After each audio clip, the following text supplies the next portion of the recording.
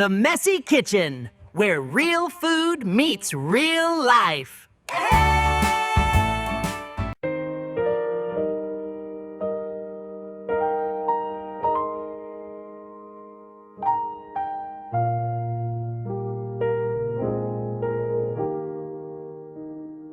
Where real food meets real life, simple meals and honest flavors, sweet and savory, side by side,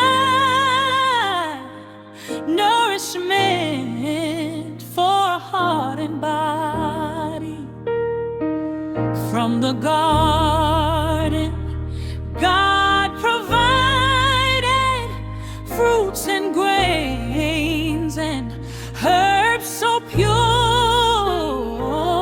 seed-bearing gifts for every table, food that heals and shines.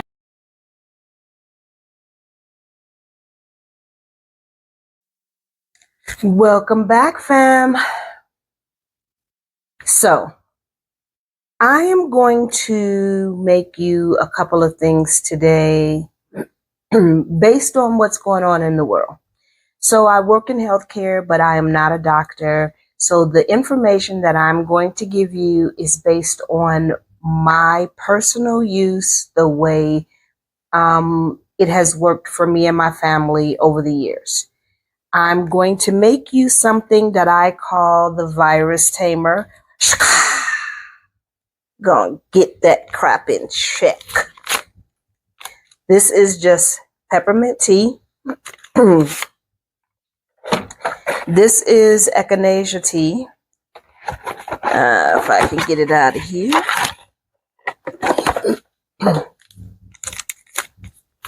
I am not sick.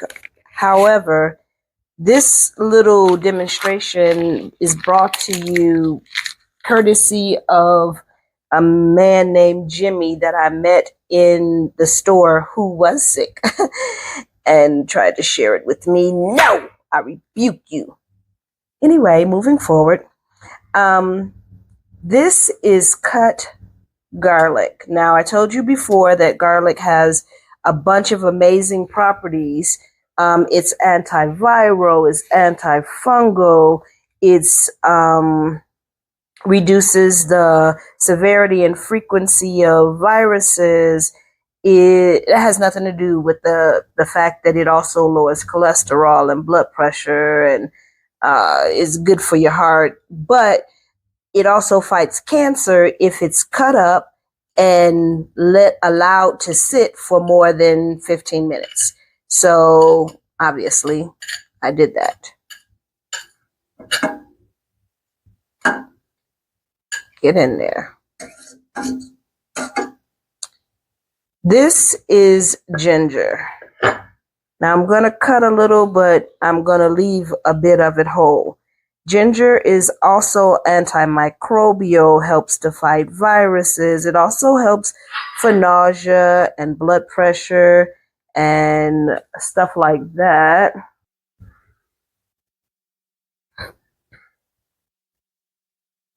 Stay in there.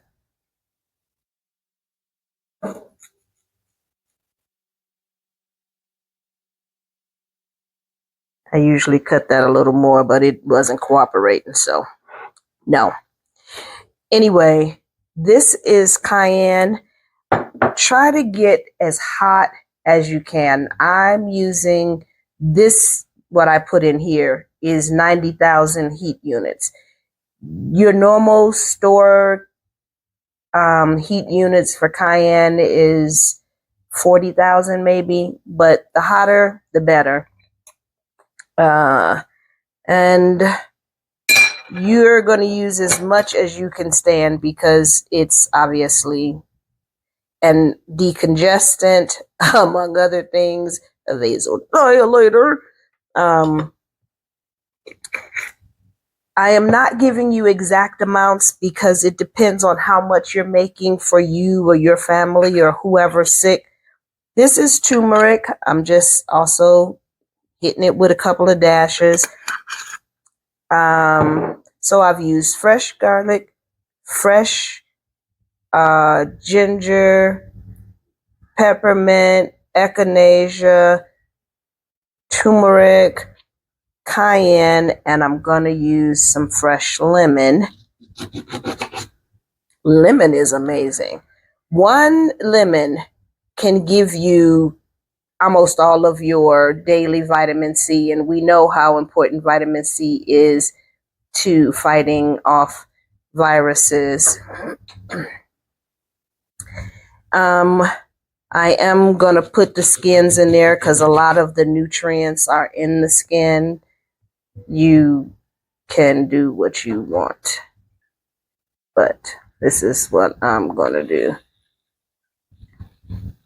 I'm squeezing it in there, and then I'm squeezing the juice out, and then I'm putting the whole thing in there because, again, the nutrients are in the skin, so I want it to all boil together.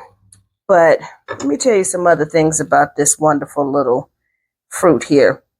Do you know this thing is great for pain? I found that out by accident. So it's good for fevers. So I was using it for a fever. And when I use it for a fever, I literally just squeeze it into a container, catch the juices, and rub it on like your head, your back, your chest, and your head, back, chest. If it's a child, you want to put it on their feet also. So I was doing that, but at the time I had a pain in my back.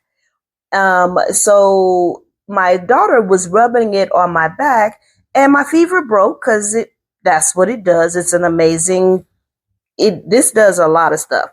But my fever broke, and in the process, the pain in my back went away. And I was like, what did I do? What did I do? The only thing I had done was lemon. So then I was like, oh, well, let me just try it out. So my very next bruise or, whatever happened, I squeezed some lemon on it. And this is amazing. It helps with arthritis. It helps with, your just bruises and nicks and all sorts of stuff. I love lemon. I use it for all sorts of stuff. So I'm going to also tell you that if you're doing this, if you're making my virus tamer, that's what we're going to call it. Don't you like it? I think it's cute.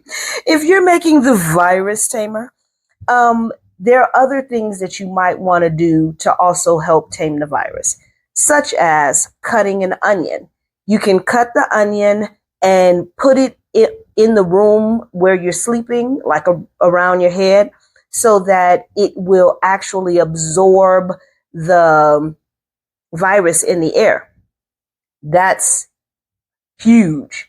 And it's so important that you should keep in mind not to eat onions that are at a salad bar, because the onions do the same thing there.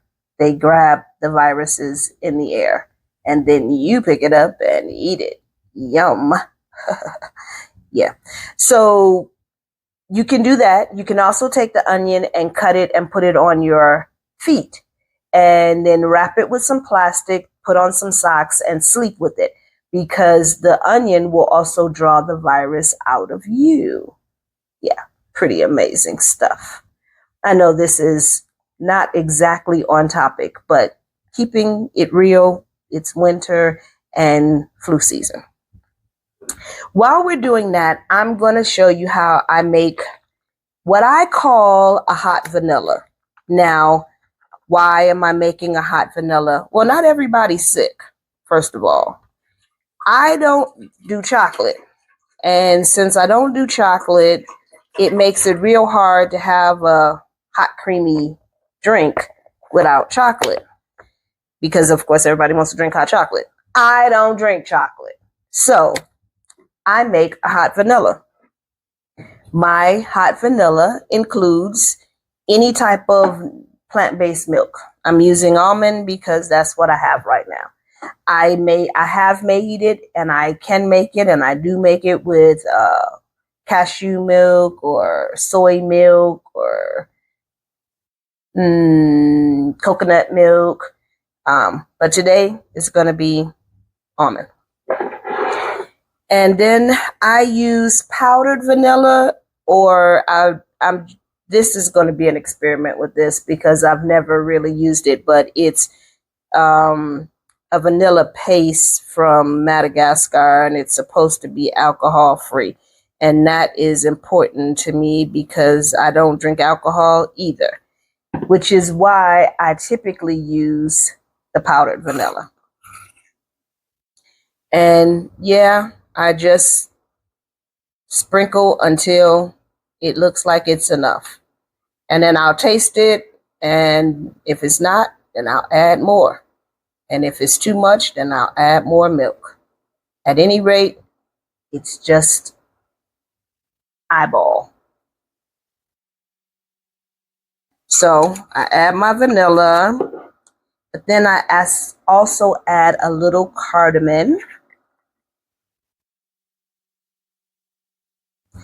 and a little coriander.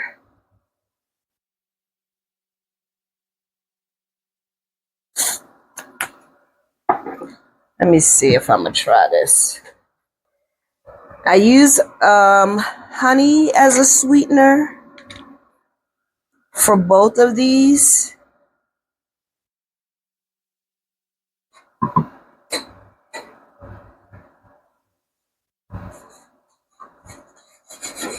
I don't know if you can hear that tea boiling, but it is. I need to get a wooden stirrer.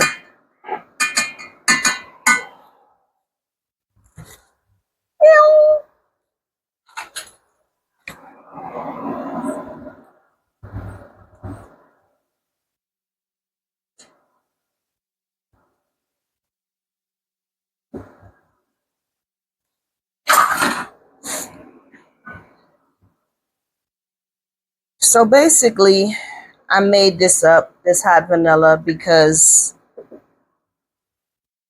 I wanted something warm and creamy.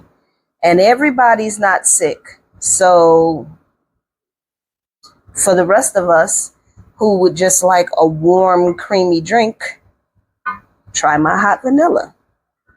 Now, you can see the virus tamer is starting to boil, so I'm going to turn it down. Now, you'll find all sorts of little things, all sorts of combinations that you can do with this. Some people make it in shots or make something similar in shot form, which is fine. Some people make it use oranges and grapefruit, which is also fine. Some people don't use the turmeric or also add other things to it. None of it is wrong. I like the tea because I want to be able to drink it slow and often. The shots kind of go to my head, and I want to control how I get this in my body. Something else that I'm going to show you is how to flush and what I use to flush. So let's leave this here. I'm going to turn this down,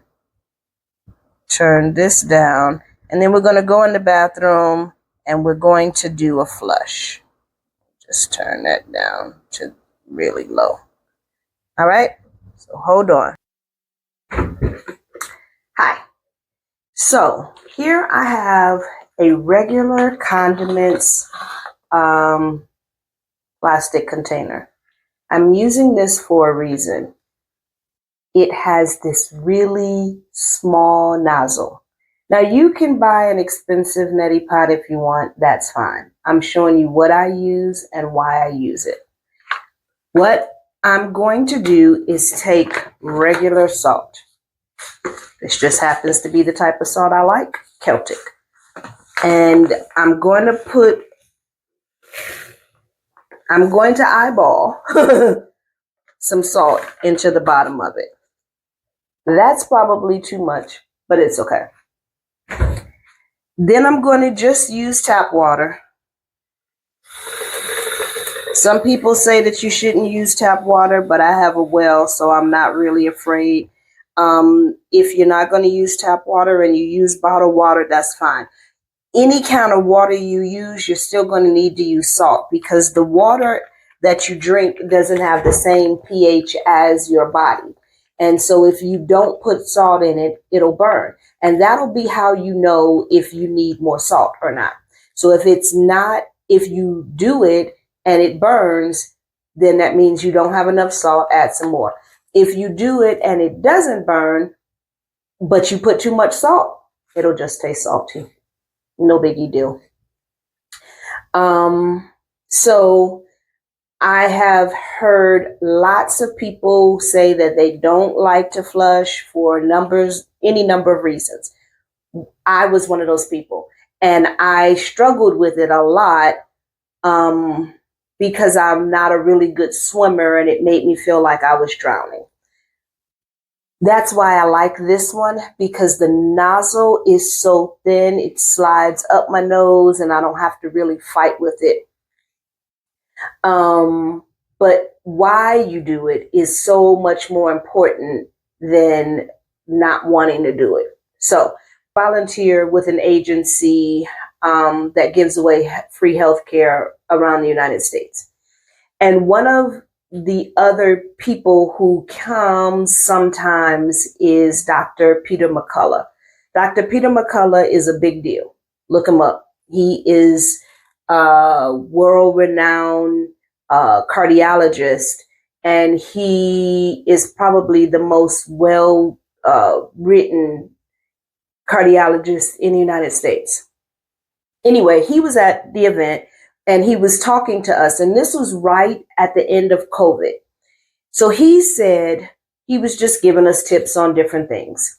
And he said, one of the most important things you can do is to flush. If you come in contact with somebody who's sick, or if you're starting to feel unwell, you get a little scratchy throat, whatever your first symptoms are when you know you're not well or that you're coming in contact with something, is to flush. He said the reason for this is because the virus multiplies in your mucous membranes, in your nose, in your throat, and to flush breaks the chain. And if you break the chain soon, the sooner you break the chain, the better. But as frequently as you break the chain, you stop the virus from being able to make you sick. So I start by gargling with it, and I just stick it in my mouth.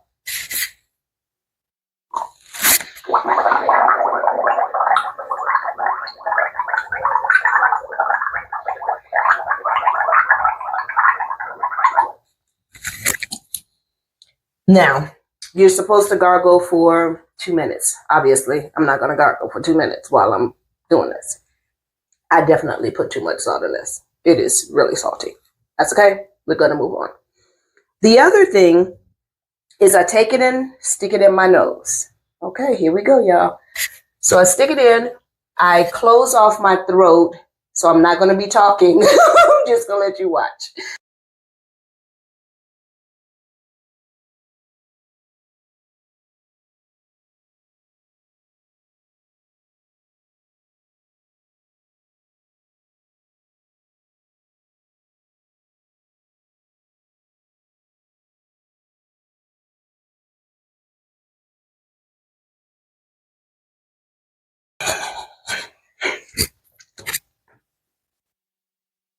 Can you see me over there? Nope.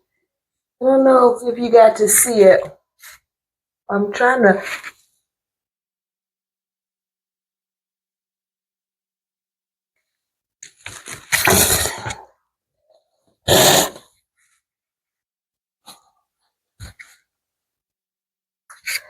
I was trying to hope that you could see that it comes out the other side. It literally just flows over and out. And then you turn your head the other way and it flows over and out. It breaks up whatever virus type things are going on up there. And then you just blow your nose when you're done.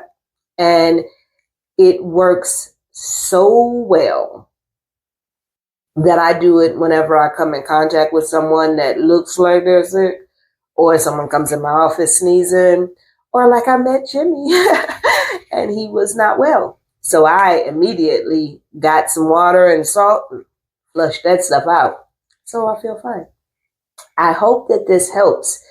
And yeah, let me get back to that virus tamer tea. So the tea looks good. I also add lemon to the cup of tea when I pour it so that you get extra lemon benefits. And I sweeten it to taste with honey because honey has antibacterial, anti-inflammatory, and antioxidant benefits. And it's great for soothing the throat and helping to tame the virus. It doesn't have to cook for very long. You do want to lower it and let it kind of steam for a little while, but it doesn't take long. Once it starts to boil and you turn it down 5-7 minutes maybe. Something else I wanted to tell you is this little trick I learned from my mother. If you start to get a sore throat, you can peel a little clove of garlic and stick it in your ear. And then put like a Band-Aid or a piece of tape over it and go to sleep. Don't try to go outside and run around, but just, put it in your ear on your way to sleep. And if you catch it soon enough, for me, I have found that if I stick it in my ear and I catch it soon enough, that when I wake up in the morning, the sore throat is gone. Garlic, I told you, was phenomenal. It literally has so many antiviral, antifungal, antimicrobial. It has just so many properties. And you can also use garlic oil in the ears of little ones for ear infections. But that's just something, again, that I've done for my family. And I'm not giving you medical advice. I am just sharing tips that I have used and found to be positive. So I hope that this has been helpful. I hope you try one or both of my little drinks. This is fine too. I need to sweeten it. But anyway, make a mess and enjoy it. Thanks for stopping by. See you later.